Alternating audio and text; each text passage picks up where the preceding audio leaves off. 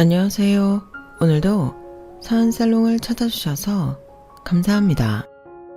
저는 얼마 전 겪었던 아주 큰 사건으로 한평생 살아왔던 인생이 송두리째 바뀌게 된 사람입니다. 한때는 제 모든 것을 갖다 바쳐도 아깝지 않았을 만큼 사랑했던 사람들이 있었는데요. 저는 당연히 그들도 제 사랑과 노력, 헌신을 알아줄 거라고 생각하고 있었지만 현실은 참 참혹하더군요. 그들은 그걸 알아주기는커녕 짓밟아버리고 말았으니까요. 하지만 그 일로 인해 저는 제가 세상 누구보다 사랑해야 하는 건 바로 제 자신이었다는 귀중한 사실을 깨닫게 되었답니다. 혹시나 과거에 저와 같은 잘못을 하고 계신 분이 있다면 제 이야기를 듣고 다른 누구도 아닌 스스로를 더 챙기시길 바라는 마음으로 이렇게 제 사연을 보냅니다. 저는 충청도와 맞닿아 있는 경기도 작은 마을에서 성인이 될 때까지 나고 자랐어요. 그러다 남편과 결혼을 하면서 남편이 있던 옆 동네로 삶의 터전을 옮기게 되었죠. 뭐 그래봤자 두 곳 모두 눈과 밭이 있는 시골이었지만요. 레미콘 트럭을 운전하던 남편은 일을 나갔다 하면 새벽 늦게까지 일을 하고 돌아오곤 했어요. 저는 홀로 사시는 시어머니를 도와 여러 시댁 살림을 하면서 지냈고요.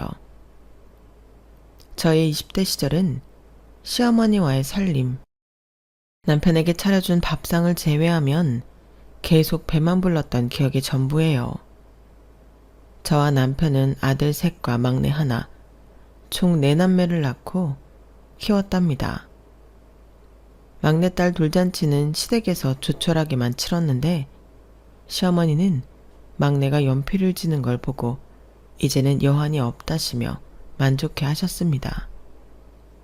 그리고는 정말로 얼마 지나지 않아 갑작스러운 뇌출혈로 세상을 떠나셨죠. 남편은 6남매 중 셋째 아들이었는데요. 큰형과 큰누나는 서울에서 가정을 꾸리고 살고 있었고 나머지 동생들은 미국, 중동, 독일 등 각기 다른 해외에 나가 살고 있었어요. 저희 남편만 고향에 남아서 시어머니를 돌봐드렸던 건데요. 시어머니의 부고 소식을 알려도 다른 형제들이 장례식 비용만 보내줄 뿐 고향에 찾아오진 않더군요.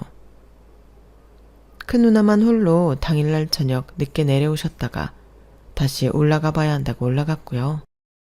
남편의 안색은 안 그래도 푸석한데 더 어두워졌고 저는 그런 남편과 돌아가신 시어머니가 굉장히 안쓰러웠어요. 그러나 이미 돌아가신 시어머니께 뭘 더 해드릴 수는 없었고 그저 조금 더 마음을 써서 정성스럽게 보내드릴 뿐이었죠. 장례식이 다 끝나고 남편이 힘없는 목소리로 저에게 고맙다는 말을 하더군요. 당신이 애 많이 써줘서 엄마 잘 보내드릴 수 있었어. 고마워. 아니야. 당연히 해야 하는 일인걸. 어머님이 생전에 나한테 얼마나 잘해주셨는데. 엄마가 저렇게 쓸쓸하게 가실 줄은 몰랐어. 엄마가 너무 불쌍해. 그동안 다들 다른 곳에 살면서 연락이 잘 없어도 이렇게까지 가족을 버릴 줄은 몰랐는데. 이제 우리 가족만 신경 쓰면서 살자. 이미 다들 떠나버린 걸 어쩌겠어? 저는 남편을 위로해 주었고 남편은 저와 저희 아이들을 보며 다시 힘을 내 일상으로 돌아올 수 있었어요. 그리고 전보다도 더 가족들을 잘 챙겨주었죠. 그래도 남편은 고된 일을 마치고 돌아올 때에도 항상 품에 붕어빵이나 눈깔 사탕 등을 품어오던 다정한 사람이었는데요. 시어머니가 계실 때는 마음 착한 사람 특유의 여린 면도 있었지만 시어머니를 그렇게 쓸쓸하게 보내드린 이후에는 조금 더 단단한 사람이 되어 가장 노릇을 하려고 노력했어요. 그런 남편의 노력을 알기에 저도 조금이라도 도움이 되기 위해 같이 열심히 노력을 했죠. 저희 부부의 살뜰한 보살핌을 받고 내 아이들은 무럭무럭 자라났답니다. 힘든 것도 있고 그렇게 성실하게 살았건만 그에 대한 보답은 너무나도 잔인한 현실이었어요. 평소처럼 저희 6 식구 먹을 저녁 식사를 차리고 있는데 밖에서 숨 넘어가는 옆집 아주머니의 목소리가 들려오더군요. 아우, 철민이 엄마, 얼른 나와봐. 아, 깜짝이야. 아니, 무슨 일이에요? 아, 왜 이렇게 전화를 안 받아? 철민이 아빠 사고 났어. 빨리 나와, 빨리. 네? 갑자기 그게 무슨, 병원이 어딘데요? 아니, 무슨 사고요? 우리 애 아빠 차 타고 얼른 가, 얼른. 큰애가 막 중학생 교복을 입고 막내가 막 뛰어다니기 시작할 즈음이었죠. 트럭 운전을 하던 저희 남편이 큰 사고에 휘말리게 되었던 겁니다. 고속도로에서 운전을 하던 중 졸음 운전을 하던 차량이 남편 차량 앞으로 갑자기 끼어들었다고 해요. 놀란 남편이 반사적으로 핸들을 돌렸다가 옆 차선에 있던 또 다른 차량을 치고 만 것이었죠. 남편이 운전하던 트럭이 워낙 컸기 때문에 남편 차에 치인 피해자는 가드레일 위로 쓰러진 트럭 밑에 갇히고 말았는데요. 트럭이 쓰러지자마자 남편이 급하게 운전석에서 나와 갇힌 피해자를 구하러 얼른 그 안으로 들어갔다고 해요. 다행히 피해자는 남편의 도움으로 빠져나올 수 있었지만 이후 따라 나오려던 남편은 불길에 사로잡혀 운명을 달리하게 되었어요. 혼비백산이 되어서 남편의 시신을 확인하고 까무라쳤던 저는 이웃분들의 도움을 받아 겨우 정신을 차리게 됐어요. 정신을 차리자마자 저는 다시 마주한 믿을 수 없는 현실에 목 놓아 울 수밖에 없었죠. 철민 엄마, 마음 단단히 먹어야지. 애들 이제 와. 자네가 정신 똑바로 차려야 돼. 어? 우리 철민이 아빠 어떡해요. 애들 아빠가 얼마나 뜨거웠을까. 세상에. 우리 애들 아빠 불쌍해서 어떡해요. 우리 딸 아직 학교도 못 들어갔는데. 아, 철민 아빠. 아우, 철민 엄마. 아우, 이걸 어쩌나. 정신없이 오열하는 저를 붙잡으려다 결국 이웃집 아줌마도 절 부둥켜 안고 같이 울고 하나 둘씩 도착하는 아이들도 엉엉 울고 유족들이 정신을 못 차리고 있으니 정말 운동대가 나서서 저희를 도와주었어요. 남편은 그렇게 부록도 되기 전에 짧은 생을 끝내고 떠나갔어요. 3일 만에 다시 집으로 돌아온 저는 어찌되었건 애들 밥은 먹여야겠다는 생각으로 밥솥을 열었어요. 남편의 부고 소식을 듣고 뛰쳐나가느라 밥을 못했었다는 생각이 그제야 나더군요. 밥솥 안에는 다 말라 비틀어진 낡은 밥만 한 주먹 남아 있었어요. 저는 그걸 보고 등줄기에 소름이 끼쳤죠. 애들 아빠 없이 제가 앞으로는 이 밥통을 어떻게든 채워야 우리 애들을 키울 수 있다는 현실을 온몸으로 깨닫게 된 거예요. 아니나 다를까 아이들이 다시 학교에 나가기 시작하면서 우려했던 현실이 바로 찾아오더군요. 엄마, 나 오늘 학교에 급식비 내야 돼. 아, 오늘은 일단 가고 선생님한테는 엄마가 이번 주 중으로 내려갈 거라고 말씀드려. 알았지? 엄마, 나 용돈 오늘 준비물 크레파스라서 문방구에서 사가야 돼. 크레파스? 형들 거 있잖아. 그 현민아, 너 예전에 샀던 크레파스 좀 찾아서 줘. 그거 어디 있는지 모르는데. 엄마. 하루가 멀다 하고 갖가지 일들이 터지는 전쟁 같은 시간을 보내고 겨우 아이들을 학교에 보내고 나면 저는 무작정 제가 할 줄 아는 반찬을 잔뜩 만들어가지고 길거리로 나갔어요. 그리고 사람들이 지나다닐 만한 길목이면 일단 자리부터 펴고 앉아서 반찬을 팔았죠. 하루 종일 길바닥에서 반찬을 팔아도 아이들 배불리 먹일 밥 살 돈이 부족하더군요. 그래도 제가 당장 할 수 있는 일은 그것뿐이었으니 어쩔 수가 없었어요. 하지만 그마저도 오래 갈 수는 없었죠. 근처에 있던 시장에서 상인들이 단체로 나와 저를 내쫓았기 때문이에요. 아니, 아무리 사정이 딱해도 그렇지 이게 무슨 경우 없는 짓이야. 우리 여기서 뻔히 자릿세 내면서 장사하는 거 안 보여? 죄송합니다. 제가 그 생각은 못했는데. 여태 장사 잘만 하다가 걸리니까 이제 와서 몰랐다고 발뺌하면 다야. 내일부터 여기 나오기만 해봐 아주. 저 자릿세 그거 어떻게 내는 거예요? 저도 낼게요 그 돈. 제발요. 저희 집에 애가 넷이에요. 남편 가고 나서 돈 벌 수 있는 사람은 저 혼자라고요. 우리는 뭐 사정이 없어. 이 사정 저 사정 다 봐주면 시장 분위기가 어떻게 되겠어. 가뜩이나 경제도 안 좋구만. 그럼 제가 여러분들 심부름이라도 할게요. 허드렛 일이라도 시켜만 주세요. 제발요. 제가 뭐라도 일을 해야만 해서 그래요. 참나. 그럼 우리한테 돈을 벌어가겠다는 거예요? 우리 뭐 땅 파서 돈 버는 줄 알아요? 잔말 말고 얼른 짐 싸서 가. 다른 데서 장사하든지 해요 얼른. 당시 너무 막막하고 힘들었던 저는 그 상인들에게 무릎까지 꿇으며 눈물로 빌었지만 결국 소금까지 맞으면서 쫓겨날 수밖에 없었어요. 몇 번 자리를 옮겨보았지만 그때마다 쫓겨나거나 허탕을 치게 일쑤였죠.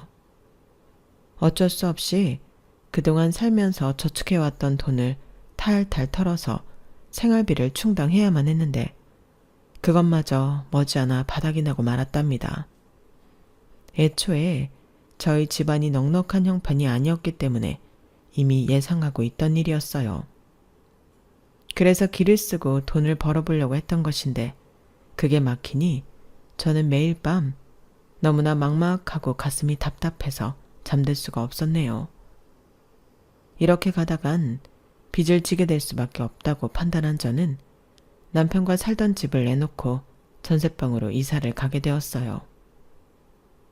지금 생각해보면 다행이었던 것이 저는 어려서부터 친정 부모님으로부터 빚 같은 건 함부로 지는 게 아니라는 교육을 귀에 박히도록 들어봤거든요. 그 당시 한두 푼씩 남에게 빚을 지는 생활을 시작했다면 제 인생은 아마 훨씬 더 힘든 길을 걷게 되었을지 모르죠. 저는 집을 판 돈으로 몇 개월을 더 버틸 수 있었고 얼마 뒤에는 드디어 일을 구할 수 있었어요. 시내에 있는 건물 청소 일이었고 새벽같이 나가서 일을 해야만 했죠. 또 일을 시작한 지 얼마 지나지 않아서 남편의 보험금과 피해보상금도 받게 되었습니다. 법적인 문제가 뭐 복잡하게 흘러갔던 건지는 몰라도 시간이 한참이나 걸려서 피해보상을 받게 된 거였죠. 저는 그 돈을 받고 얼마나 울었는지 몰라요. 제 남편은 아무런 잘못도 없이 그렇게 허망하게 떠났는데 저희가 받은 돈은 객관적으로 그렇게 큰 돈은 아니었거든요. 그게 제 남편 목숨값이라고 생각하니 마음이 미어지는 것 같더라고요. 어쨌든 그 돈으로 저희 가족은 조금 숨통이 트이게 되었어요. 저는 당장의 생계와 몇 년 후면 대학에 들어가기 시작할 아이들을 생각하며 하루도 빠지지 않고 일을 했답니다. 건물 청소는 대부분 새벽에 일했기 때문에 매일 3시에 일어나 출근을 했고 청소일이 끝나면 그 건물 근처 식당에서 또다시 일을 시작했어요. 새벽 3시에 시작된 하루가 저녁 8시에 끝이 났고 집에 들어와서 애들 챙겨주고 잠자리에 들면 10시에서 11시쯤이었죠. 그런 하루 일과는 주말에도 이어졌어요. 덕분에 늘 잠이 부족하고 피곤했지만 저는 남편의 목까지 대신해 아이들을 제대로 키우겠다는 일념 하나로 버텼죠. 그렇게 4년이 흐른 뒤 첫째 아들이 대학 입시를 앞두게 되었는데요. 그동안 저도 저대로 등록금을 열심히 모았지만 첫째도 첫째 나름대로 열심히 노력을 해왔어요. 최대한 등록금을 적게 낼 수 있도록 국립대학교를 목표로 공부를 하며 늘 높은 점수를 받아왔거든요. 하지만 그 노력이 무색하게 정말 아까운 점수 차이로 국립대학을 들어가지 못하게 되고 말았어요. 첫째 아들은 굉장히 낙심하고 말았죠. 하지만 워낙 성적이 좋아 다른 대학을 충분히 갈 수 있는 상황이었고 저는 첫째의 등을 쓸어내리며 위로의 말을 건넸어요. 삶이나 꼭 국립으로 갈 필요 없어. 네 성적이면 다른 높은 대학교 충분히 골라서 갈 수 있잖아. 등록금은 엄마가 다 마련해 줄 테니까 너는 걱정하지 말고 네가 원하는 곳으로 가. 뭘 골라가? 성적만으로 대학을 어떻게 골라 우리 형편에. 나 등록금 대주면 영민이는? 영민이 바로 내년에 고3인데. 그건 엄마가 알아서 할게. 너는 걱정하지 마. 엄마가 어떻게 알아서 하냐고. 지금도 하루에 4~5시간 자면서 뭘 어떻게 해서 돈을 더 모을 건데. 내가 아무 대학이나 덜컥 들어가면 뭐 등록금은 한 학기만 내? 4년 내내 내는 거잖아. 그럼 애들은 어떡하냐고. 왜 자꾸 그런 걱정을 네가 해. 엄마가 그동안 뭐 아무 생각 없이 있었는 줄 알아? 너희 등록금 대주려고 여태 하루도 안 쉬고 일한 거야. 그렇게 해서 번 돈이 뭐 얼마나 된다고. 나도 이제 성인이야. 내 앞길은 내가 알아서 할 테니까 엄마는 동생들이나 신경 써. 저는 갑자기 화를 버럭 내는 아들의 말에 크게 상처를 받았어요. 그래서 저도 순간 욱해서 언성이 높아졌죠. 너 엄마한테 말을 그렇게밖에 못해? 왜 자꾸 엄마 무시해? 엄마가 다 계획이. 무슨 계획? 전세금 빼거나 대출이나 받겠지. 그거 말고는 방법도 없잖아. 철민이 너? 나는 뭐 공부가 하고 싶어서 한 건 줄 알아? 이 집구석에 살 수 있는 게 그것밖에 없으니까 한 거지. 이제 내가 알아서 살겠다고. 대출이니 그딴 생각하지 말고 내가 입 하나 줄여줄 테니까 다른 애들 더 챙기던지 해. 그래서 뭐 너는 어쩌려고. 지금 뭐 집이라도 나가겠다는 거야 뭐야. 그래, 집 나가서 혼자 알아서 살겠다고. 이제 고작 20살 되는 애가 뭐 어디 나가서 뭐 해서 먹고 살겠다는 거야. 네 손으로 1,000원 한 장 벌어본 적 없으면서. 밖에 나가서 살면 얼마나 고생하는 줄 알아? 엄마가 맨날 밖에 나가서 하루 종일 돈만 버는 동안 내가 집안 살림 다 했어. 내가 애들 다 챙기고 남는 시간에 새벽까지 공부하면서 여태 전교권 등수 유지한 거라고. 그놈의 돈 내가 지겨워서 내가 그놈의 대학 안 가도 그동안 공부한 머리로 어떻게든 먹고 살 거야. 엄만 신경 쓰지 마. 첫째 아들은 그 말을 끝으로 더 이상 저와 대화하지 않고 방으로 들어가 버렸어요. 그동안 저 대신 엄마 노릇을 해준 첫째한테 너무 신경을 못 써준 것 같아서 저는 마음이 너무 아파서요. 밤잠을 설칠 정도로 미안한 마음만 가득했죠. 하지만 무슨 말을 더 하기도 전에 첫째는 결국 집을 나가고 말았네요. 장학금을 받을 수 있는 본인 성적보다 한참 낮은 대학을 들어가 혼자 알바도 하고 공부도 하며 지내더라고요. 그런 첫째를 미처 살뜰히 살펴줄 겨를도 없이 바로 둘째가 대학 진학을 앞두는 상황이 펼쳐졌고 저는 여전히 하루도 쉴 수가 없었답니다. 둘째는 제가 지원해주는 등록금으로 원하는 대학에 갔고 뒤이어 셋째와 막내까지 각자의 진로를 찾아갔어요. 저는 아이들의 등록금, 자취방, 보증금 등을 전부 대주느라 한동안 하루에 한 끼만 먹었을 만큼 악착같이 돈을 벌어 애들 뒷바라지를 해줬습니다. 제 노력 덕분인지 제 애들은 전부 대학 졸업장을 따냈고 하나둘씩 취직에도 성공을 하게 되었네요. 그렇게 저는 죽을 만큼 노력한 끝에 아이들을 훌륭히 키워냈답니다. 저에게 아이들은 제 인생 최고의 자랑이었죠. 저는 어딜 가나 자식들 자랑을 하고 살았어요. 일터를 가도 그랬고 동네 시장에 장을 보러 가서도 그랬죠. 하도 자식 자랑만 입에 달고 살아서 저희 동네에서 그걸로 유명해질 정도였으니까요. 자식들 뒷바라지를 모두 마치고 나니 일을 예전만큼 많이 할 필요가 없어지면서 시간적 여유가 생긴 것도 그 이유 중 하나였던 것 같네요. 주말에는 종종 동네 아줌마들이 모여 고스톱을 치는 자리에 끼기도 했는데요. 그럴 때마다 저는 다른 아줌마들의 볼멘 소리를 한 바가지 듣고 오곤 했어요. 아, 지겨워 죽겠네. 자식 자랑 좀 그만하고 빨리 죽을 건지 말 건지나 말해. 죽어. 아니, 이번에는 우리 셋째가 엄마 먹으라고 흑염소 지내겠지. 그걸 3박스나 보내더라니까? 그러면 뭐하나? 저번 설 추석 때 그중 한 놈이라도 와서 얼굴 비추고 갔냐고. 자식 새끼들 다 키워봐야 소용없어. 이제 나나 챙겨야지 나나. 애들이 그럼 서울 가서 자기 직장 가지고 다 결혼해서 자기 식구 꾸리는데 얼마나 바쁘겠어. 우리 애들이 마음이 여리니까 바쁜데도 엄마 입이라고 옷도 보내줘, 가방도 보내줘.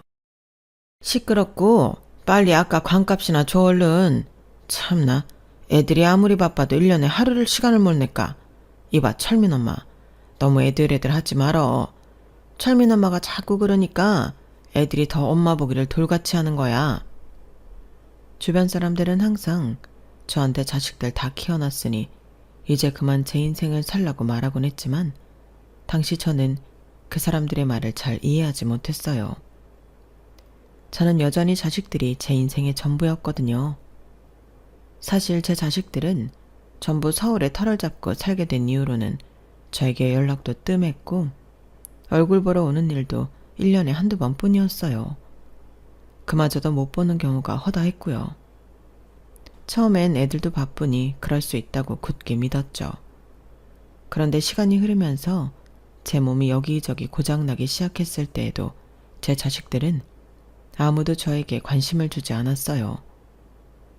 처음 주말 일을 관두고 일하는 시간을 줄였을 때는 그저 주말에 쉴 수 있다는 게 좋아서 여유를 즐겼는데요.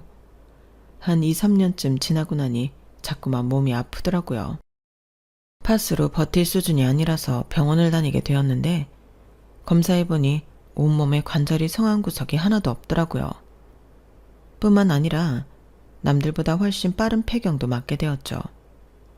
그동안 저를 위해 모아놓은 돈은 별로 없었는데 그 얼마 없는 돈이 고스란히 병원비를 쓰일 줄은 몰랐어요. 일을 하면 몸이 아프고 안 하면 병원비가 감당이 안 되는 쥔퇴양난의 상황이 온 거죠. 저는 어쩔 수 없이 자식들에게 연락을 할 수밖에 없었어요. 영민아, 엄만데 혹시 너 이번 달에 시간 되니? 왜? 딴 게 아니고 엄마가 얼마 전부터 자꾸 무릎이며 허리가 아파가지고 병원에서는 식당 일을 하지 말라고 하네? 그래서 병원비 필요해?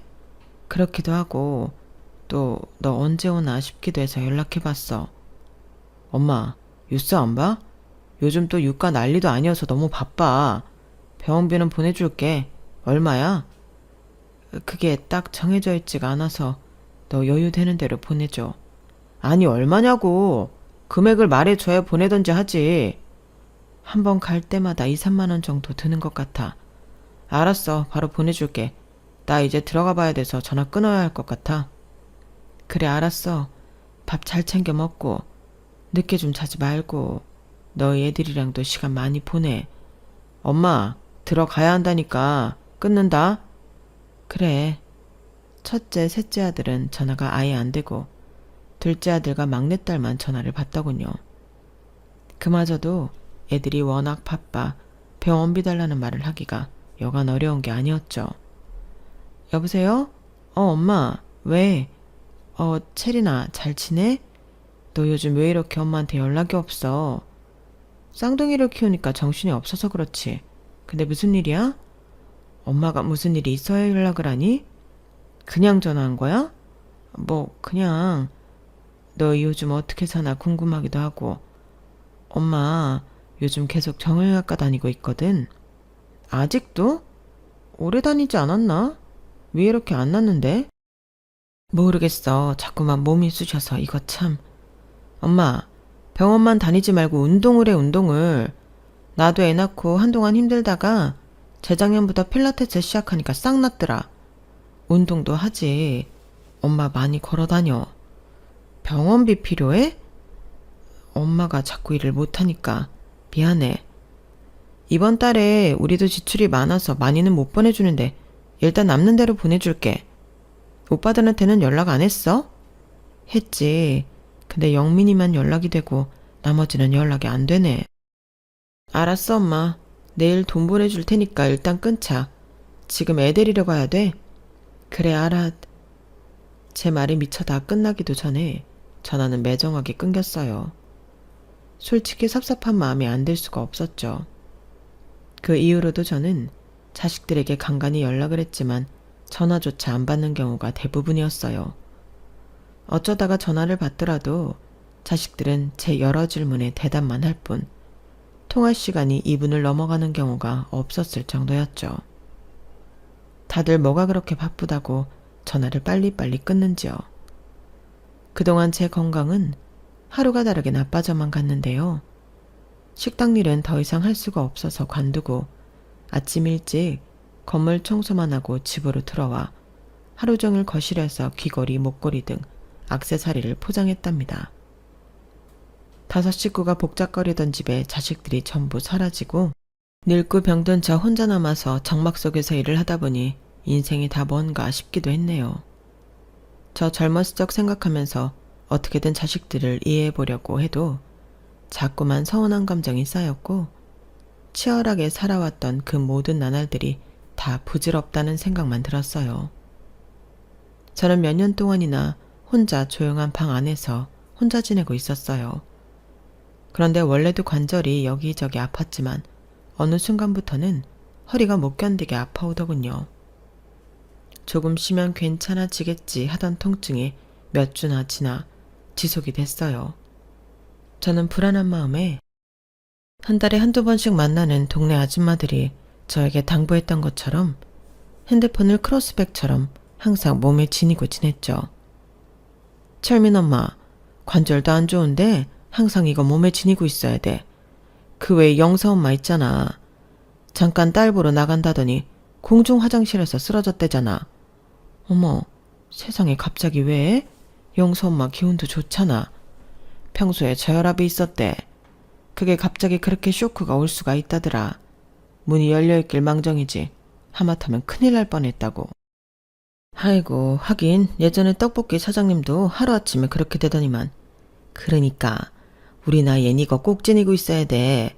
특히 우리처럼 혼자 살면 더더욱. 지금 생각해보면 그 아줌마가 절 살린 거나 다름이 없네요. 자식들이 보내주는 10만 원, 20만 원으로는 병원비가 한참 모자라 허리 아픈 것도 꾹 참고 귀걸이, 목걸이를 포장하던 저는 어느 날 갑자기 집에서 쓰러지고 말았어요. 나중에 알게 되었지만 그 순간 허리 디스크가 터진 것이었죠. 저는 다행히 몸에 지니고 있던 핸드폰으로 119에 신고를 했고 꼼짝없이 병원에 실려가고 말았는데요. 병원에서 급하게 치료를 받고 하루 입원하고 나니 다시 움직일만 해지긴 하더군요. 조금 움직일만 해지자마자 저는 돈 걱정 때문에 얼른 퇴원을 하고 싶었는데요. 하지만 의사가 정밀 검사가 필요한 것 같다며 자꾸만 큰일 나기 전에 치료를 받으라고 하는 겁니다. 괜히 지금 갔다가 나중에 더 크게 돈 깨질 일이 생긴다면서요. 사실 검사만 받아도 몇십만 원이 깨지는 건데 나중에 더 큰 돈을 쓸 수도 있다는 의사의 말에 겁을 먹어 억지로 검사 전부를 받았어요. 검사 결과는 청척병력과도 같았습니다. 지금 MRI 결과 보시면요. 디스크가 완전히 터진 상태세요. 이것만 보셔도 환자분 진짜 위험해지실 수 있어서 바로 치료 들어가야 하거든요. 그럼 수술을 해야 한다는 말인가요? 네, 이것도 문제긴 한데 수술이 필요한 진짜 이유는요. 여기 보이세요? 이쯤에 혹처럼 자라난 게 있으시거든요. 이게 악성이 아닐 수도 있는데 문제는 위치가 너무 위험한 위치에 있어요. 이건 큰 병원 가셔서 수술하셔야 돼요. 그게 수술 말고는 방법이 없는 건가요? 수술 비용은요? 수술 안 하실 수는 없어요. 잘못하면 척추 손상이 올 수도 있으니까요. 수술비 아까워하시다가 아예 움직이지 못하실 수가 있어요. 지금 일단은 건강해질 생각을 하셔야죠. 저는 너무 당황스러웠고 머리가 새하얘지는 것만 같았어요. 의사는 서울에 있는 병원으로 얼른 수술을 예약하라며 소견서까지 써주었죠. 지금 생각해보면 참 감사한 분인 게 제가 당황해서 아무것도 못하고 있으니 그 의사는 당장 그 주에 서울에서 수술을 받을 수 있게 예약까지 잡아주었어요. 당시엔 그게 감사한 것도 모르고 당장 며칠 뒤에 서울에 혼자 올라간다고 생각하니 겁이 나기만 했는데요. 혼자서는 도저히 못 갈 것 같았습니다.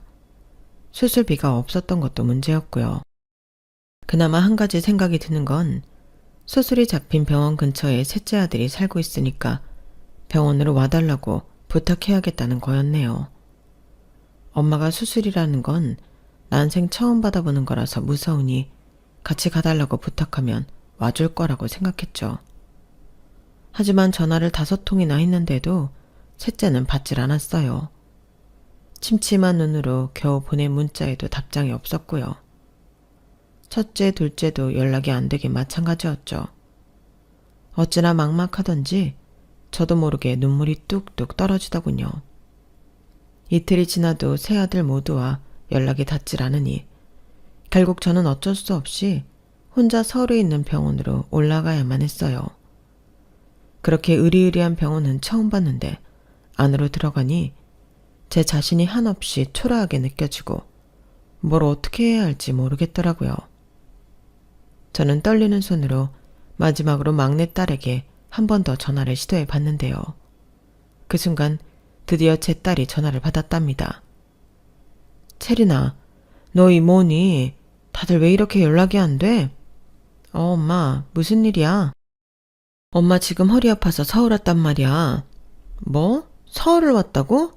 그래, 엄마 며칠 전에 허리 디스크 터져서 응급실 실려갔었어. 안에 종양도 있다고. 그래서 지금 수술 받으러 온 거야. 너 오빠들이랑은 연락해? 네 오빠들도 하나같이 연락이 안 돼. 엊그제부터. 오빠들이랑 연락을 왜 해? 나도 어쩌다 한 번씩 하지.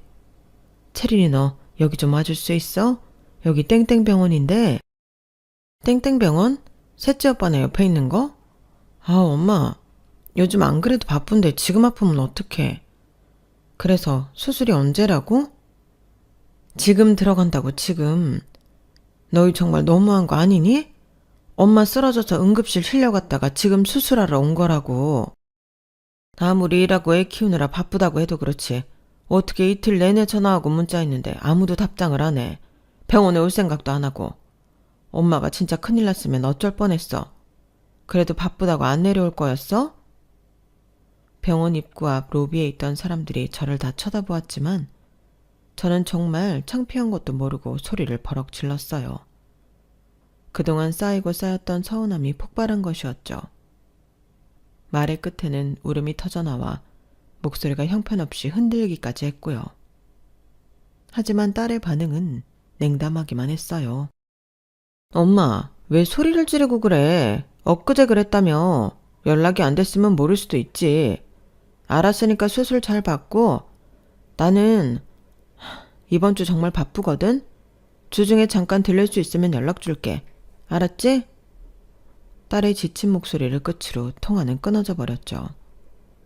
제 모든 인생을 바쳤던 자식들한테 이렇게까지 버림을 받았던 사실 때문에 저는 무릎이 다 후들거려서 도저히 병원 안으로 들어갈 수가 없었는데요. 그런데 그때 병원 안으로 들어오던 한 중년의 남자가 그런 저를 보고 무슨 일이 있냐고 걱정스럽게 물어보았어요. 어머님, 괜찮으세요? 어디 아프세요? 아니에요. 오늘 수술 날짜가 잡혀서 왔는데 제가 혼자라. 제가 서럽게 울면서 자초지종을 설명하자 그 남자는 자기가 데려다 주겠다면서 정말로 저를 안내해 주었어요.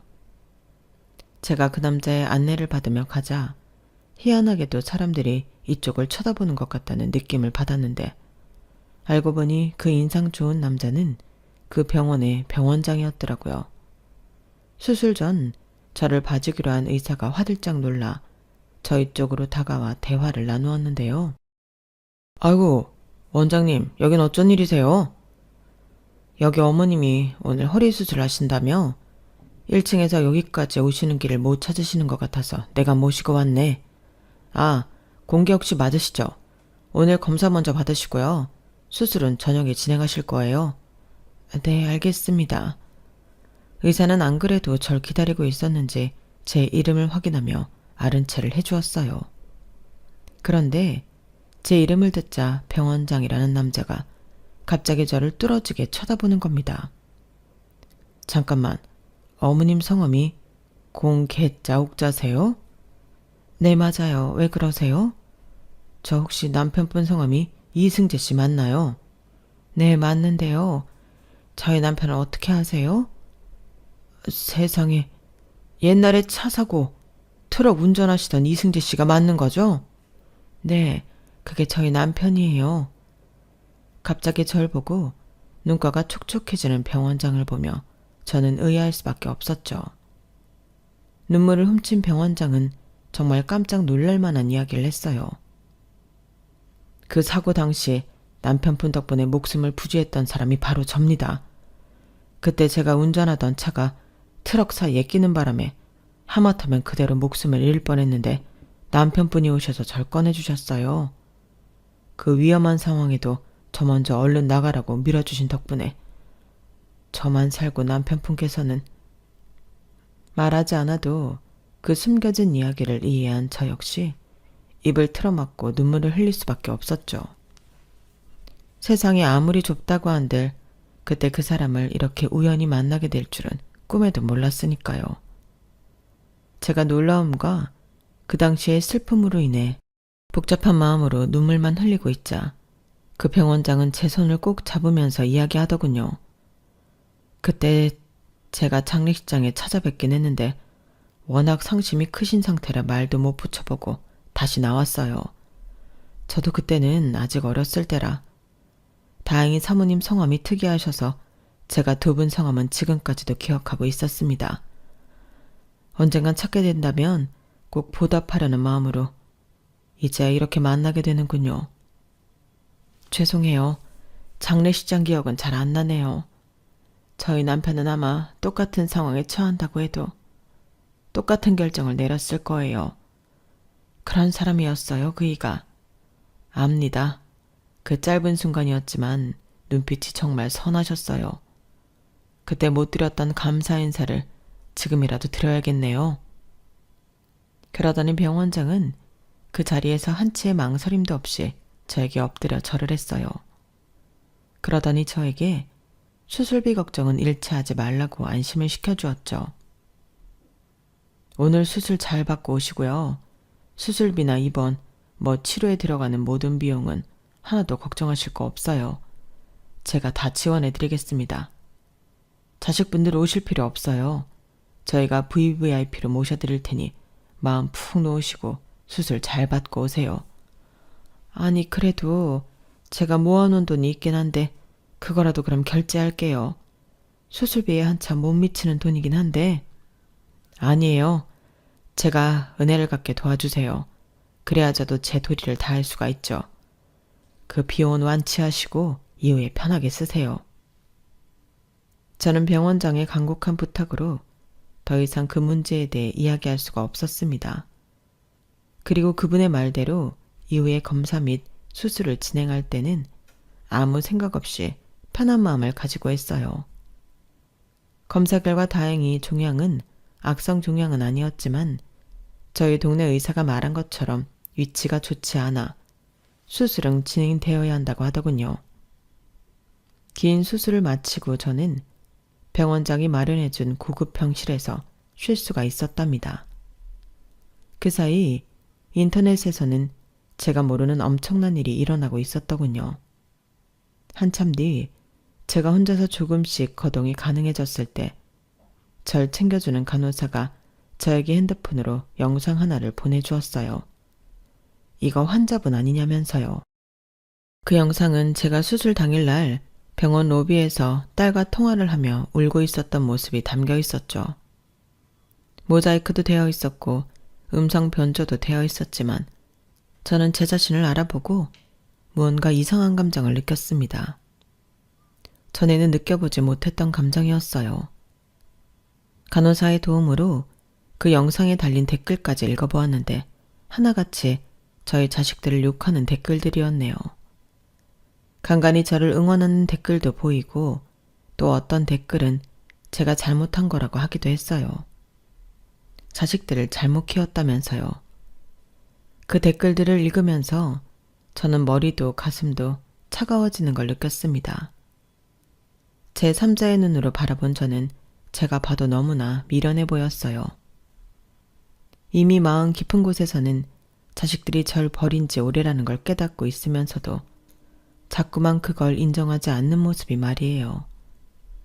간호사가 나간 후 저는 병실에 고요히 앉아서 생각하고 또 생각했답니다. 앞으로는 자식들에게 목매고 살지 않고 오로지 저 하나만을 위해 살겠다고요. 세상 일이 참 웃긴 것이 제가 그토록 자식들이 와주길 갈망할 때는 자식들이 거들떠도 보지 않더니 마음을 다 정리하고 나니 애들이 저를 보러 오더군요. 그것도 한꺼번에 우르르 말이죠. 상황을 보아하니 첫째 아들이 낳은 제 손녀가 인터넷에서 제 영상을 보고 절 알아본 것 같았어요. 그걸 애들끼리 서로 문자를 하면서 돌려본 모양입니다. 한마디로 제 손주들이 절 대신에 자식들을 혼내고 병원까지 행차하게 된 거였죠. 기가 차더군요. 엄마, 수술은 잘 끝났어? 몸은 좀 괜찮아? 그래도 회복이 잘 되었나 보네. 안색이 좋아 보이는 걸 보면. 그치? 아. 저한테는 생전 먼저 건네지 않던 안부를 땀을 삐질삐질 흘리며 건네는 아들들의 모습을 보니 지들도 지들 자식은 무서웠나 봅니다. 저는 그 꼴을 보고 콧방귀를 끼며 대꾸했어요. 왜? 세상 사람들이 불효자식이라고 죄다 손가락질하니까 이제야 효자 노릇 좀 해보려고? 내가 어디가 아파서 수술했는지는 아냐? 왜 말을 그렇게 해? 허리가 아파서 수술한 거 아냐? 당연히 다 알지. 그건 유튜브인가 뭐시기인가에 올라간 내 영상 본 사람들이라면 전부 알아. 내 인생을 바쳐서 뒷바라지 해줬건만 단물만 빨아먹고 헌신짝 버리듯 제 부모를 내쳐놓고 사람들 시선이 무서워서 이제야 기어들어왔냐? 됐다. 니들 낯짝 보기도 싫으니 다 꺼져. 아이 엄마, 우리 하빈이 하율이가 할머니 또 보고 싶다고 해서 온 거야. 애들 앞에서는 좋은 모습만 보여주셔야지. 참. 셋째 아들이 지들 자식을 앞세우며 절 타이르더군요. 저는 그 말에 교복을 입고 온 손주들을 하나하나 바라보며 이야기했어요. 그래, 니들 아빠가 얘기 잘했다. 너희들 꼭 공부 열심히 하고 성공하렴. 니들 엄마 아빠들은 가족도 버리는 인간들이야. 성인이 되기 전까지는 최대한 단물 빨아먹고 성공해서 다 크고 나면 니들 부모는 거들떠도 보지 말고 보란듯이 잘 살거라. 이 할미꼴 나지 말고. 알겠니? 제 말이 끝나자마자 새 아들과 막내딸 모두 저에게 즉각적으로 화를 내기 시작했어요. 아이들한테 그게 무슨 말이냐고요. 하지만 저는 제가 버린 자식들의 말을 듣고 있을 필요가 없었습니다. 곧바로 호출 버튼을 눌렀고 상황 파악이 빠른 간호사가 병원 경비원을 불러 제 자식들을 죄다 쫓아냈거든요. 사실 그 영상이 인터넷에 올라간 이후로 병원에서 근무하는 사람들은 제 사정을 모두 알 수밖에 없었고 당연히 병원장도 자초지종을 알고 있었어요. 병원장 덕분에 저는 그 이후로도 퇴원 전까지는 자식들 머리카락 한 올도 보지 않고 편하게 지낼 수가 있었답니다. 그 이후 저는 다시 고향으로 내려와 혼자서 여유롭게 잘 살고 있어요. 제 딱한 형편을 알게 된 병원장은 마침 저희 동네에 있는 한 병원에 지인이 있다며 거기서 일할 수 있게 도움을 주었거든요. 평소 하던 청소일이었지만 낡은 건물 전체를 청소하는 것보다는 훨씬 편하더군요. 건물 자체가 새 건물이라 깨끗하기도 하고 청소 도구도 새 거라 확실히 힘이 덜 들어갔죠. 게다가 월급은 전보다 훨씬 많이 벌고요. 그뿐만이 아니라 병원장은 저에게 평소 운동도 중요하다며 집 근처 요가 학원도 끊어주었는데요.